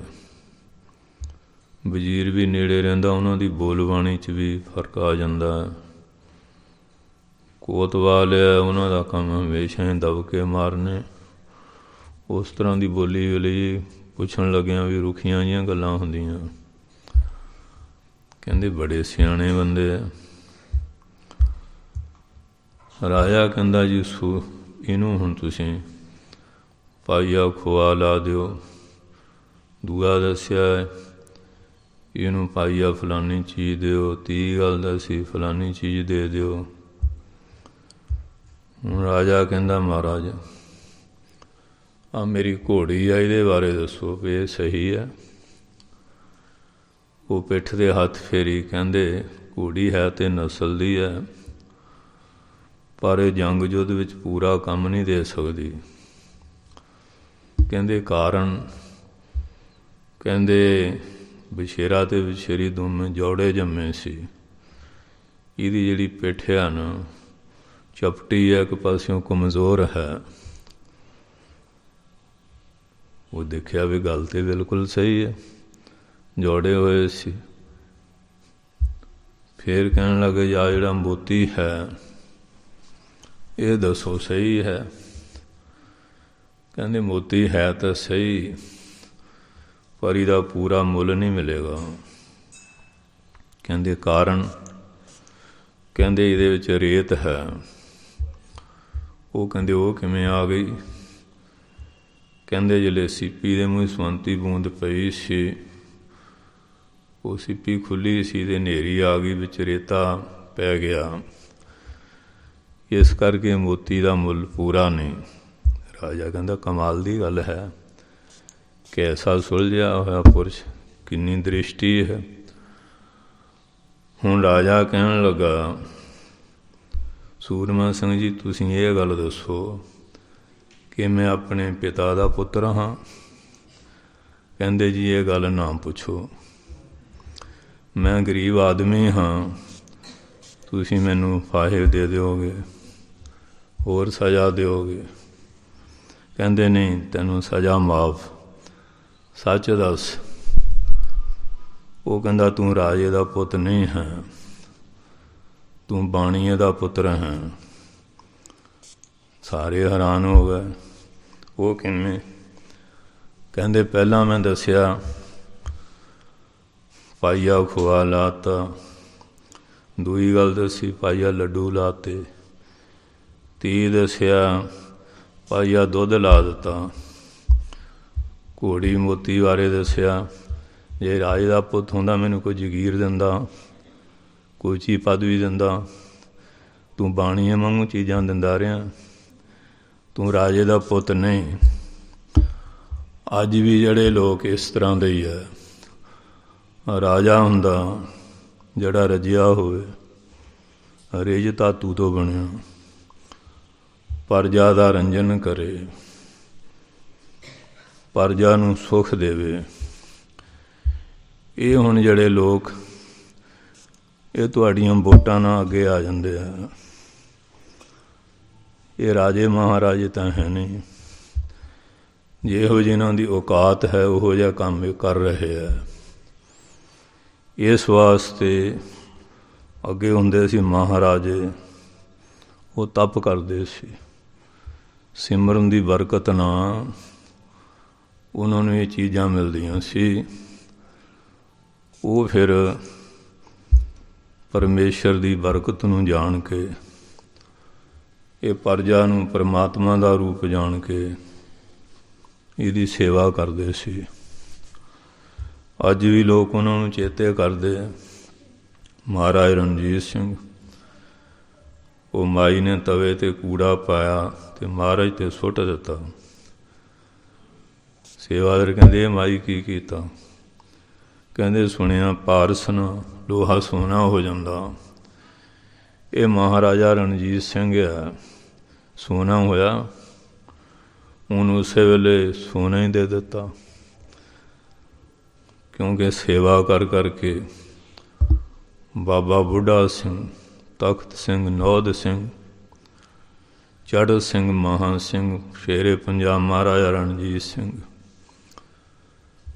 5 ਪੁਸ਼ਤਾਂ ਨੇ ਗੁਰੂ ਨਾਨਕ ਸਾਹਿਬ ਦੇ ਘਰ ਦੀ ਸੇਵਾ ਕੀਤੀ। ਫਿਰ ਇਹ ਪਦਵੀ ਮਿਲੀ।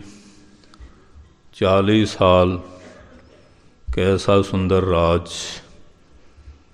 ਹੁਣ ਇਹ ਤੁਹਾਡੀਆਂ ਵੋਟਾਂ ਦੁਆਰਾ ਇਹ ਤੁਹਾਡਾ ਬੀਜ ਬੀਜਿਆ ਹੋਇਆ, ਇਹ ਕੰਡਿਆਲਾ ਬੀਜ, ਉਹ ਹੁਣ ਤੁਹਾਨੂੰ ਦੁੱਖ ਦੇ ਰਿਹਾ। ਕੰਡਿਆਲੇ ਬੀਜੋਂ ਬੀਜੀ ਜਾਂਦੇ, ਇਹਨੇ ਸੁੱਖ ਥੋੜ੍ਹੀ ਦੇਣਾ, ਦੁੱਖ ਦੇ ਰਹੇ ਆ। ਫਿਰ ਕਿੰਨਾ ਤਰੱਦਦ ਕਰਨਾ ਪੈਂਦਾ ਹੈ। ਪਾਤਸ਼ਾਹ ਜੀ ਦੱਸਦੇ ਹਨ, ਕੂੜ ਕਪਟ ਕਮਾਵੇ। ਐਸੇ ਲੋਕ ਫਿਰ ਸੱਤਾ ਲੈ ਕੇ ਝੂਠ ਦਾ ਸਹਾਰਾ, ਕਪਟ ਦੀ ਕਿਰਿਆ ਨਾਲ ਕਪਟੀ ਰਾਜ ਕਮਾਉਂਦੇ ਹਨ।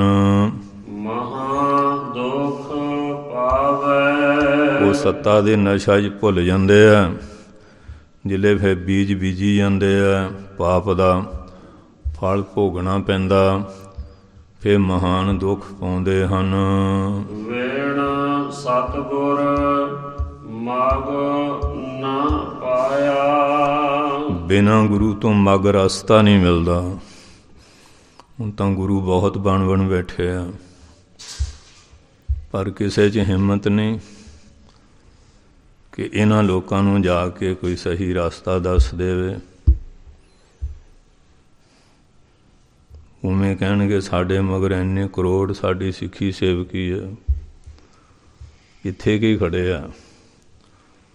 ਉਹ ਧੰਨ ਗੁਰੂ ਨਾਨਕ ਪਾਤਸ਼ਾਹ ਸੀ ਜਿਹੜੇ ਬਾਬਰ ਨੂੰ ਜਾਬਰ ਕਹਿੰਦੇ ਸੀ। ਕਦੀ ਲਾਜਵਰਦ, ਕਦੀ ਕਾਰੂ ਹਾਰੂ, ਅਬਰਾਹਿਮ, ਔਰ ਕਿੱਥੇ ਕਿੱਥੇ ਜਾ ਕੇ ਮਹਾਰਾਜ ਬਾਬਰ ਆਦਿਕ। ਅੱਜ ਬਹੁਤ ਇਸ ਤਰ੍ਹਾਂ ਆਪਣੇ ਆਪ ਨੂੰ ਗੁਰੂ ਬਣ ਕੇ ਬੈਠੇ, ਪਰ ਕੋਈ ਨਾ ਜ਼ਾਲਮਾਂ ਨੂੰ ਜਾ ਕੇ ਸੋਝੀ ਦੇਣ ਦੀ ਜ਼ਰੂਰਤ ਕਰਦਾ ਹੈ। ਇਹ ਜੋਗੇ ਦਾ ਗੁਰੂ ਹੈ, ਇਹ ਫਲਾਨਾ ਸ਼੍ਰੀ ਹੈ। ਕਿਸੇ ਵਿੱਚ ਕੋਈ ਜਾਨ ਨਹੀਂ, ਹਿੰਮਤ ਨਹੀਂ ਹੈ ਕਿ ਜਾ ਕੇ ਇਹਨਾਂ ਲੋਕਾਂ ਨੂੰ ਕੁਝ ਬੰਗਾਰ ਕੇ ਕਹਿ ਸਕਣ ਸਤਿਗੁਰ ਸੱਚੇ ਪਾਤਸ਼ਾਹ ਧੰਨ ਹਨ, ਮਹਾਰਾਜ ਕਿਰਪਾ ਕਰਦੇ ਹਨ। ਉਜੜ ਪੰਥ ਭ੍ਰਮੈ ਗਾਵਾਰੀ। ਇਹ ਗਵਾਰ ਮੂਰਖਾਂ ਦੇ ਸਰਦਾਰ ਲੋਕ ਜਿਹੜਾ ਉਜੜ ਰਸਤਾ ਨਾ, ਉਸ ਰਸਤੇ ਪੈ ਗਿਆ। ਸਹੀ ਰਸਤਾ ਛੱਡ ਦਿੱਤਾ ਨਾ। ਜਦੋਂ ਇਨਸਾਨ ਜ਼ੁਲਮ ਕਰਨ ਲੱਗ ਪਿਆ, ਉਹ ਸਮਝੋ ਆਪਣਾ ਰਸਤਾ ਛੱਡ ਗਿਆ, ਉਹ ਗਲਤ ਰਸਤੇ ਤੁਰ ਪੈਂਦਾ ਹੈ। ਜਦੋਂ ਪਰਜਾ ਦੇ ਉੱਤੇ ਜ਼ੁਲਮ ਦਾ ਆਰਾ ਰੱਖ ਦਿੰਦਾ ਹੈ। ਖੇਨ ਧੱਕੇ ਖਾਇਆ। ਫਿਰ ਖਿਨ ਧੱਕੇ ਖਾਂਦਾ, ਬੜਾ ਕੇ ਉੱਠਦਾ। ਆ ਕਿਤੇ ਅਰਥੀ ਫੂਕ ਹੋ ਰਹੀ ਹੈ, ਕਿਤੇ ਮਜ਼ਾਰਾ ਹੋ ਰਿਹਾ। ਫਿਰ ਨੀਂਦ ਵੀ ਚੈਨ ਦੀ ਨਹੀਂ, ਬੇਚੈਨੀ ਦੀ ਹੋ ਜਾਂਦੀ ਹੈ। ਆਪੇ ਦਇਆ ਕਰੇ ਪ੍ਰਭ ਦਾਤਾ। ਹਾਂ, ਪਰਜਾ ਜਦੋਂ ਫਿਰ ਸੱਚੇ ਇਰਾਦੇ ਨਾਲ ਫਰਿਆਦ ਕਰੇ ਨਾ, ਫਿਰ ਮਹਾਰਾਜ ਦਇਆ ਕਰਦੇ। ਪਹਿਲਾਂ ਉਹ ਵੀ ਦੇਖਦੇ ਆ ਕਿ ਜੋ ਅਜਮਾਈ ਕਰ ਰਿਹਾ ਕਿ ਮੇਰਾ ਆਸਰਾ ਲੈ ਲਿਆ, ਅਤੇ ਜੇ ਤਾਂ ਫਿਰ ਉਹਦਾ ਆਸਰਾ ਲੈ ਲਈਏ ਨਾ, ਫਿਰ ਤਾਂ ਉਹ ਪ੍ਰਹਲਾਦ ਇਕੱਲਾ ਹੀ ਸੀ। ਉਹਦੇ ਨਾਲ ਤਾਂ ਕੋਈ ਉਹਨਾਂ, ਉਹਦੇ ਕੋਲ 2 ਅੱਖਰ ਸੀ, ਰਾਰਾ ਮੰਮਾ ਰਾਮ, ਬਸ 2 ਅੱਖਰਾਂ ਦੀ ਬਰਕਤ ਸੀ ਅਤੇ ਪਰਮਾਤਮਾ ਸਾਖਿਆਤ ਹੋ ਗਏ। ਉਹਦੀ ਰਕਸ਼ਾ ਵਾਸਤੇ ਥੰਮ ਪਾੜੋ ਪ੍ਰਗਟਿਆ ਨਰ ਸਿੰਘ ਰੂਪ ਅਨੂਪ ਜਗਾਤ। ਉਹਦੀ ਸ਼ਕਤੀ ਉਦੋਂ ਮਿਲਦੀ ਹੈ ਜਦੋਂ ਨਿਮਾਣੇ ਨਤਾਣੇ ਹੋ ਕੇ ਉਹਦੇ ਚਰਨਾਂ 'ਚ ਅਰਦਾਸ ਬੇਨਤੀ ਕਰੀਏ। ਆਪੇ ਦਇਆ ਕਰੇ ਪ੍ਰਭ ਦਾਤਾ। ਉਹ ਪ੍ਰਭੂ ਦਾਤਾ ਜੀ ਫਿਰ ਦਿਆਲੂ ਹੋ ਕੇ ਆਪ ਹੀ ਦਇਆ ਕਰਦੇ ਹਨ। ਸਤਿਗੁਰ ਪੁਰਖ ਮਿਲਾਏ। ਉਹ ਫਿਰ ਆਪ ਸਰਗੁਣ ਸਰੂਪ ਧਾਰ ਕੇ ਸਤਿਗੁਰੂ ਪੁਰਖ ਨੂੰ ਕਿਸੇ ਨਾ ਕਿਸੇ ਬਹਾਨੇ ਮਿਲਾ ਦਿੰਦੇ ਹਨ। ਜਨਮ ਜਨਮ ਕੇ ਵਿਛੜੇ ਜਨ ਮੇਲੇ। ਜਿਹੜੇ ਜਨਮ ਜਨਮਾਂਤਰਾਂ ਤੋਂ ਵਿਛੜੇ ਹੋਏ ਜਨ ਸੀ ਨਾ, ਉਹਨਾਂ ਨੂੰ ਫਿਰ ਗੁਰੂ ਸਰੂਪ ਧਾਰ ਕੇ ਪਰਮਾਤਮਾ ਨਾਲ ਮਿਲਾ ਦਿੰਦੇ ਹਨ। ਨਾਨਕ ਸਹਿਜ ਸੁਭਾਏ। ਪਾਤਸ਼ਾਹ ਕਹਿੰਦੇ ਸਹਿਜ ਸੁਤੇ ਸਿੱਧ ਹੀ ਸੁਭਾਏ। ਜਦੋਂ ਸ੍ਰੇਸ਼ਟ ਪ੍ਰੇਮ ਦੇ ਧਾਰਨੀ ਬਣ ਜਾਈਏ, ਫਿਰ ਕਿਰਪਾ ਕਰ ਦਿੰਦੇ ਹਨ। ਆਇਆ ਲਗਨ ਗਣਾਏ। ਲਗਨ ਆ ਗਿਆ, ਮਹੂਰਤ ਸੋਧੇ ਆ ਗਿਆ, ਗਿਣਤੀ ਮਿਣਤੀ ਕੀਤੀ ਗਈ। ਹਿਰਦੈ ਧਨ ਓ ਮਾਹੀਆ। ਇਹ ਜੀਵ ਰੂਪੀ ਇਸਤਰੀ ਹਿਰਦੇ ਵਿੱਚ ਬੜੀ ਉਤਸ਼ਾਹ ਉਮਾ ਨਾਲ ਭਰ ਗਈ ਹੈ। ਬਲ ਰਾਮ ਜੀਓ। ਜਦੋਂ ਉਹਦੀ ਪ੍ਰਾਪਤੀ ਹੋ ਗਈ, ਹੈ ਬਲਰਾਮ, ਅਸੀਂ ਤੇ ਤੋਂ ਬਲਿਹਾਰ ਜਾਂਦੇ ਹਾਂ। ਪੰਡਿਤ ਪਾਧੇ ਆਣੇ। ਪੰਡਿਤ ਜਿਹੜੇ ਤੱਤ ਵੇਤੇ ਸੀ ਔਰ ਸਾਰਾ ਵਿਚਾਰ ਕਰਨ ਵਾਲੇ ਪੰਡਿਤ ਪਾਧੇ, ਉਹਨੇ ਆਣ ਕੇ ਗਿਆਨਵਾਨ ਤਤ ਵੇਤਿਆਂ ਨੇ। ਪੱਤੀ ਬਹਿ ਵਾਚਾਈਆ, ਪੱਤੀ ਜਿਹੜੀ ਪੱਤਰੀ ਸੀ ਬਹਿ ਕੇ ਵਿਚਾਈ, ਇਹਦੇ ਕਰਮਾਂ ਦੇ ਹਿਸਾਬ ਕਿਤਾਬ ਨੂੰ ਦੇਖਿਆ ਹੈ। ਬਲ ਰਾਮ ਜੀਓ, ਹੇ ਬਲਰਾਮ ਅਸੀਂ ਤੇ ਤੂੰ ਬਲਿਹਾਰ ਜਾਂਦੇ ਹਾਂ। ਪੱਤੀ ਵਾਚਾਈ, ਜਦੋਂ ਪੱਤਰੀ ਨੂੰ ਚੰਗੀ ਤਰ੍ਹਾਂ ਬਾਚਿਆ ਹੈ, ਮਾਨ ਵੱਜੀ ਵਧਾਈ, ਮਨ ਵਿੱਚ ਵਧਾਈਆਂ ਦੇ ਅਨਹਦੋ ਰੁਣ ਚੁਣਕਾਰਾ ਰਾਮ ਐਸੇ ਬਾਜੇ ਵੱਜੇ ਹਨ। ਜਬ ਸਾਜਨ ਸੁਣੇ ਘਰ ਆਏ, ਜਦੋਂ ਸੁਣ ਲਿਆ ਸੱਜਣ ਸਰੂਪੀ ਪਰਮਾਤਮਾ ਸਾਡੇ ਹਿਰਦੇ ਰੂਪੀ ਘਰ ਵਿੱਚ ਆਇਆ, ਭਾਵ ਸਾਖਿਆਤ ਪ੍ਰਗਟ ਹੋਇਆ ਹੈ। ਗੁਣੀ ਗਿਆਨੀ ਬਹਿ ਮਤਾ ਪਕਾਇਆ, ਉਹ ਜਿਹੜੇ ਗੁਣੀ ਸੀ ਤੇ ਗਿਆਨਵਾਨ ਤਤਵੇ ਤੇ ਮਹਾਂਪੁਰਖ ਸੀ, ਉਹਨੇ ਬਹਿ ਕੇ ਮਤਾ ਪਕਾਇਆ, ਇਹ ਸਲਾਹ ਮਸ਼ਵਰਾ ਕੀਤਾ ਹੈ। ਫੇਰੇ ਤਤ ਦਿਵਾਏ, ਇਹ ਜੀਵ ਆਤਮਾ ਨੂੰ ਤਤ ਸਰੂਪੀ ਆਤਮਾ ਪਰਮਾਤਮਾ ਨੇ ਫੇਰੇ ਦੁਆਏ, ਭਾਵ ਇਹਦੀਆਂ ਲਾਵਾਂ ਕਰਤੀਆਂ। ਲਾਮ ਸ਼ਬਦ ਲੂੰ ਧਾਤੂ ਤੋਂ ਬਣਿਆ, ਇਹਦੇ ਮੈਨੇ ਹੁੰਦਾ ਇੱਕ ਪਾਸੋਂ ਤੋੜ ਕੇ ਦੂਏ ਪਾਸੇ ਜੋੜ ਦੇਣਾ। ਸੰਸਾਰਾਕਾਰ ਬਿਰਤੀ ਤੋੜ ਕੇ ਬ੍ਰਹਮਾਕਾਰ ਬਿਰਤੀ ਬਣਾ ਦਿੱਤੀ।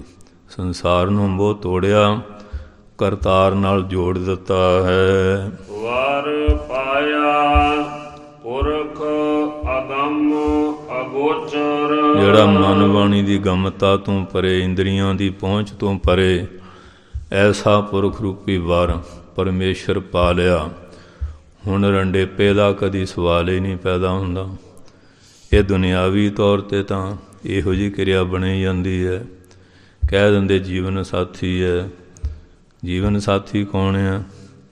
ਇਹਦਾ 4 ਦਿਨ ਦਾ ਸਹਿਯੋਗ ਵਿਯੋਗ ਦਾ ਹਿਸਾਬ ਕਿਤਾਬ ਹੈ। ਜੀਵਨ ਦਾ ਸਾਥੀ ਪਰਮੇਸ਼ਰ ਹੈ। ਸਾਥੀ ਜਿਹੜਾ ਪ੍ਰਭ ਏਕ ਹੈ। ਸਾਥੀ ਤਾਂ ਉਹੀ ਹੈ। ਇਸ ਵਾਸਤੇ ਕਹਿੰਦੇ ਹਨ ਐਸੀ ਕਿਰਪਾ ਹੋਈ ਕਿ ਉਹਨਾਂ ਨੇ ਫੇਰੇ ਕੀ ਦੁਆਏ, ਗੁਰੂ ਦੀ ਪਰਿਕਰਮਾ ਕਰਾ ਕੇ ਗੁਰੂ ਦਾ ਮਿਲਾਪ ਕਰਾ ਦਿੱਤਾ ਪਰਮੇਸ਼ਰ ਦਾ। ਵਰ ਪਾਇਆ ਪੁਰਖ ਅਗੰਮ ਅਗੋਚਰ, ਵਰ ਜਿਹੜਾ ਸ੍ਰੇਸ਼ਟ ਮਾਲਕ ਪਤੀ ਆਤਮਾ ਪਰਮਾਤਮਾ ਸੀ ਪਾ ਲਿਆ, ਜਿਹੜਾ ਮਨ ਬੁੱਧੀ ਇੰਦਰੀਆਂ ਦੀ ਗਮਤਾ ਤੋਂ ਪਰੇ ਹੈ। ਵਰ ਅਵਿਨਾਸੀ ਪਾਇਆ, ਨਾ ਕਦੇ ਮਰੇ ਨਾ ਜਾਇਆ। ਅਵਿਨਾਸੀ ਵਰ ਪਰਮੇਸ਼ਰ ਪਾ ਲਿਆ, ਨਾ ਉਹ ਜੰਮਦਾ ਨਾ ਮਰਦਾ। ਜਦੋਂ ਉਹਨੂੰ ਪਾ ਲਿਆ ਫਿਰ ਰੰਡੇ ਰੰਡੀ ਹੋਣ ਦਾ ਤਾਂ ਡਰ ਹੋਏਗਾ ਹੀ ਨਹੀਂ, ਇਹ ਵਿਧਵਾ ਕੋਈ ਹੋ ਜਾਊਗੀ। ਉਹ ਐਸਾ ਵਰ ਪਾ ਲਿਆ ਹੈ। ਸਾਧ ਨਵਤਨ ਬਾਲ ਸਖਾਈ, ਉਹ ਸਦਾ ਨਵੀਨ ਰਹਿੰਦਾ। ਬਾਲ ਸਖਾਈ ਜਦੋਂ ਜੰਮੇ ਸੀ ਉਹ ਤਾਂ ਉਦੋਂ ਦਾ ਹੀ ਮਿੱਤਰ ਆ, ਉਹਨੂੰ ਤਾਂ ਆਪਾਂ ਭੁਲਾਏ ਛੱਡਿਆ। ਅਤੇ ਗੁਰੂ ਗ੍ਰੰਥ ਵਾਲੇ ਫੇਰੇ ਕਰ ਲੈ ਅਤੇ ਪੱਲਾ ਫੜਾ ਲਿਆ, ਪੱਲੇ ਤੈਡੇ ਲੱਗ ਗਈ। ਇਹ ਤਾਂ ਕੋਈ ਵੀ ਨਹੀਂ ਕਹਿੰਦਾ ਵੀ ਗੁਰੂ ਗ੍ਰੰਥ ਸਾਹਿਬ ਤੇਰੇ ਪੱਲੇ ਲੱਗੇ ਆ।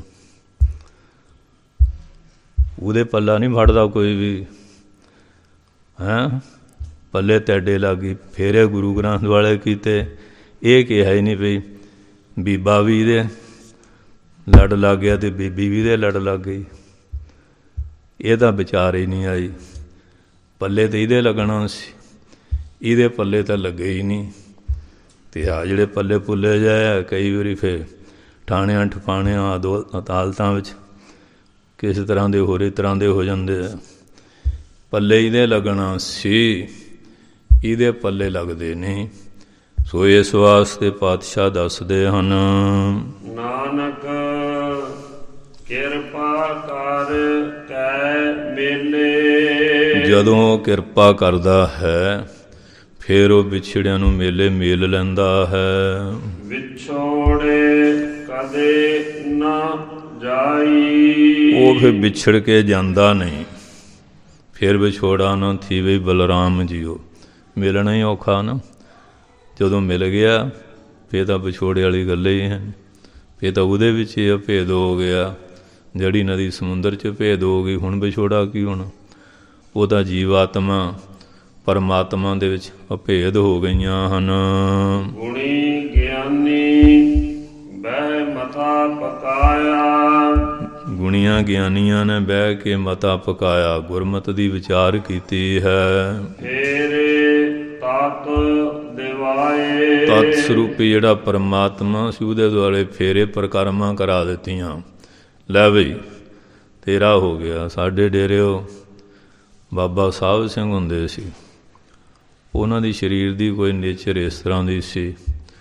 ਉਹਨਾਂ ਦੀ ਭੈਣ ਆਈ ਅਤੇ ਬਾਬਾ ਈਸ਼ਰ ਸਿੰਘ ਬਤਾਲੇ ਵਾਲੇ, ਭਾਈ ਪੱਲਾ ਜੀ ਦੀ ਅੰਸ ਵੰਸ, ਛੇਵੇਂ ਪਾਤਸ਼ਾਹ ਬਖਸ਼ਾਂ, ਉਹ ਕਹਿੰਦੇ ਬੀਬੀ ਤੇਰੇ ਭਰਾ ਦਾ ਵਿਆਹ ਕਰ ਦਈਏ। ਉਹਨੂੰ ਸੀ ਵੀ ਇਹ ਜਿਹਦਾ ਵਿਆਹ ਕਿੱਥੇ ਹੋਣਾ, ਕਹਿੰਦੇ ਮਾਰਾ ਕਰ ਦਿਓ। ਉਹ ਸੰਤਾਂ ਨੇ ਆਪਣੇ ਦੁਆਲੇ 4 ਵਾਰੀ ਘੁਮਾਤਾ, ਕਹਿੰਦੇ ਲੈ ਵਿਆਹ ਹੋ ਗਿਆ।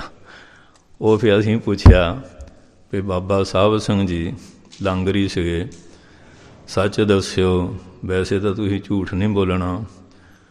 5 ਬਕਾਰ ਬੰਦੇ ਨੂੰ ਟਿਕਣ ਨਹੀਂ ਦਿੰਦੇ, ਕਲੇਸ਼ ਦਿੰਦੇ ਆ, ਤੁਸੀਂ ਦੱਸੋ।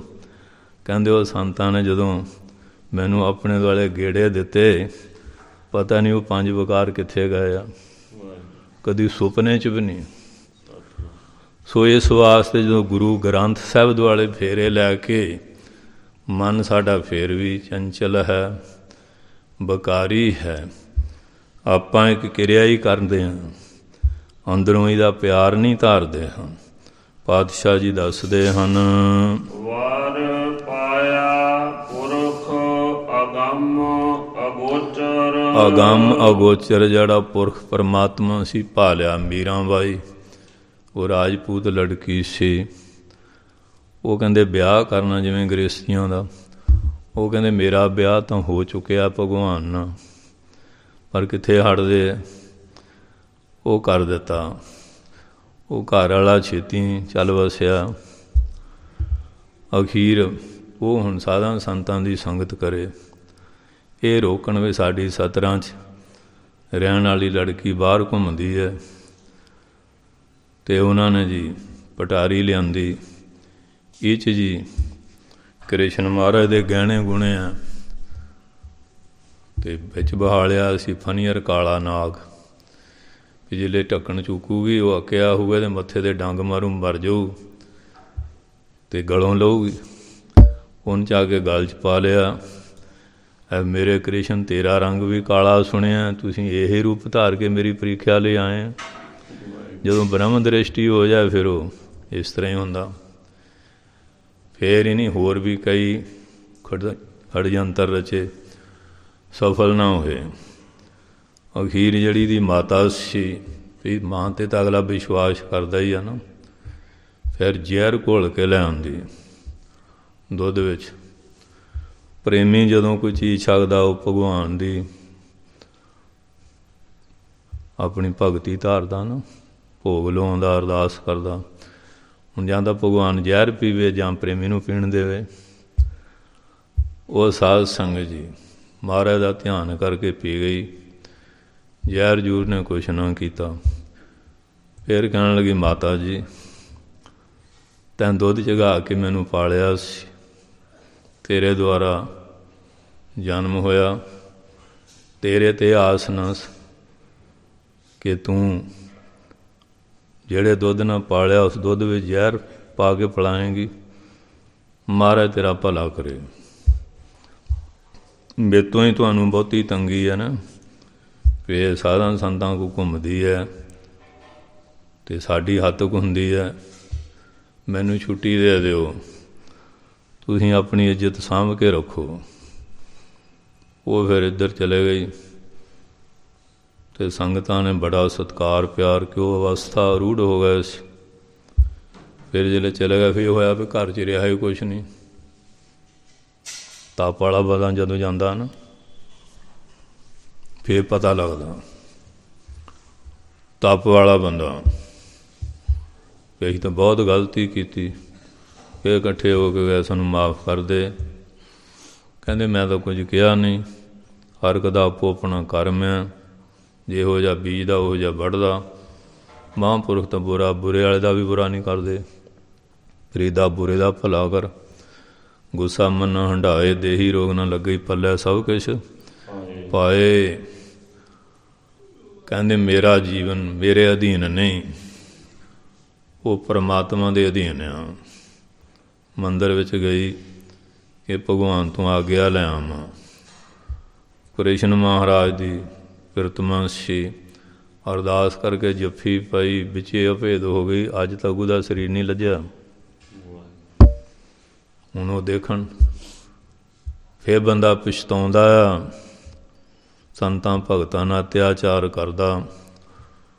ਸਮਾਂ ਜਦੋਂ ਹੱਥੋਂ ਨਿਕਲ ਜਾਂਦਾ ਉਹ ਫਿਰ ਮਿਲਦਾ ਨਹੀਂ ਹੈ। ਇਸ ਵਾਸਤੇ ਮਹਾਰਾਜ ਕਹਿੰਦੇ ਉਹਨਾਂ ਨੇ ਉਸ ਅਵਿਨਾਸ਼ੀ ਵਰ ਨੂੰ ਪਾ ਲਿਆ ਜਿੱਥੇ ਮਨ ਬੁੱਧੀ ਦੀ ਗਮਤਾ ਨਹੀਂ, ਇੰਦਰੀਆਂ ਦੀ ਪਹੁੰਚ ਨਹੀਂ ਹੈ।